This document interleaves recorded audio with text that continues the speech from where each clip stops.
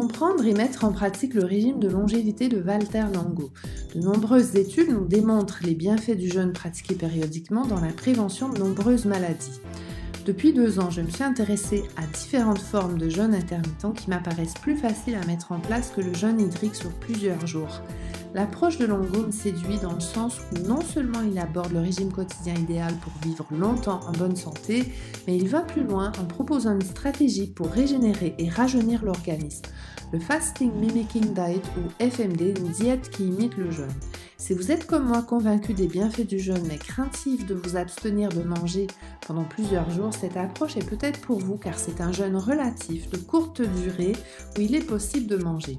Avant de songer à faire un cycle FMD, il est important selon Longo de pratiquer au quotidien le régime de longévité. C'est un régime pesco-végétarien où on puise ses principales sources de protéines dans les poissons gras comme la sardine, le maquereau, le hareng, la truite, les anchois et le saumon qu'il conseille de manger 2 à 3 fois par semaine maximum. Les apports en protéines sont complétés les jours sans poisson par une portion de la taille d'un poing ou 150 g de légumineuses cuites. Et une belle poignée de noix, noisettes, amandes ou graines équivalent à une trentaine de grammes. Ces quantités suffisent à combler les besoins en protéines pour la plupart des gens, à l'exception des personnes âgées de plus de 65 ans ayant perdu du poids, de la force et du muscle, ou j'ajouterais les grands gabarits très actifs. Dans ces cas-là, il conseille d'ajouter des protéines animales comme un peu de viande blanche, des œufs, des laitages ou du fromage. Plutôt chèvre et brebis. Pour ce qui est des matières grasses, il conseille de miser à fond sur l'huile d'olive et d'en prendre 3 cuillères à soupe par jour. A noter que les acides gras de l'avocat sont similaires en composition à l'olive, vous pouvez donc remplacer une cuillère d'huile d'olive par un demi-avocat pour varier. Les glucides ou sucres proviennent des 1 ou 2 fruits par jour plus 1 à 2 cuillères à café de miel. En dehors du miel et des fruits, Longo déconseille d'abuser du sucre car il fait vieillir les cellules plus vite. Il conseille de consommer à chaque repas 4 à 5 cuillères à soupe de féculents complets ou 2 à 3 tranches de pain riche en fibres pouvant être remplacées par un petit bol de muesli ou petit déjeuner. En respectant ces conseils, vous aurez des apports énergétiques qui seront répartis comme suit. 10% provenant des protéines surtout d'origine végétale, 35% de matières grasses avec l'huile d'olive et les oléagineux et 55% de glucides à faible indice glycémique avec les pains et féculents complets plus les fruits.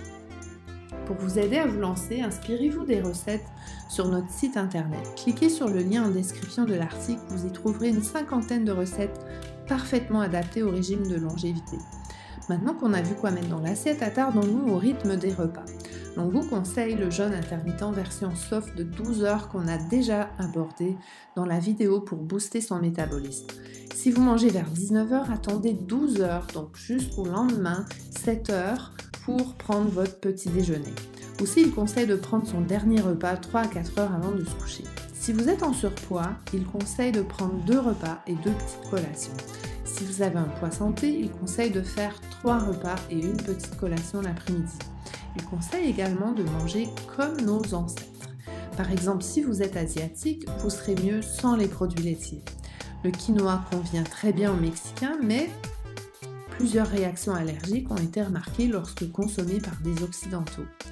Finalement, et c'est là-dessus qu'on va terminer, il conseille de pratiquer périodiquement une diète qui mimique le jeûne, le FMD.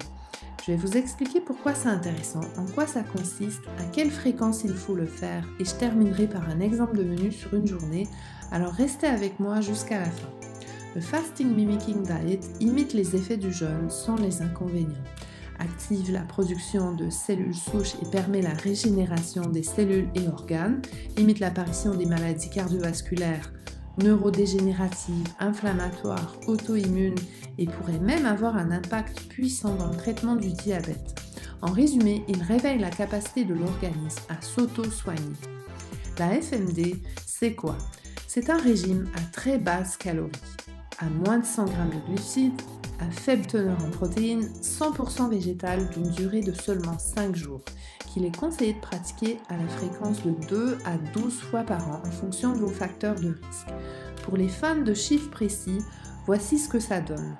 Protéines 15 à 40 g en fonction des jours, glucides autour de 90 g, lipides 35 à 60 g selon les jours et un apport calorique entre 800 et 1000 calories par jour. Mais attendez de voir le menu pour vous faire une opinion. C'est pas si difficile et je suis certaine que vous serez de la partie pour le petit challenge 5 jours FMD à venir. Commençons par un Nutri-Bowl pour le petit déjeuner, suivi d'une délicieuse salade de choux, oranges et avocats avec 2 tranches de pain à midi, une petite collation avec 30 g de noix et 2 pruneaux l'après-midi, puis un gratin de haricots verts et champignons le soir. Alors, convaincu que ce rythme est tenable pendant 5 jours, envie de le faire avec nous?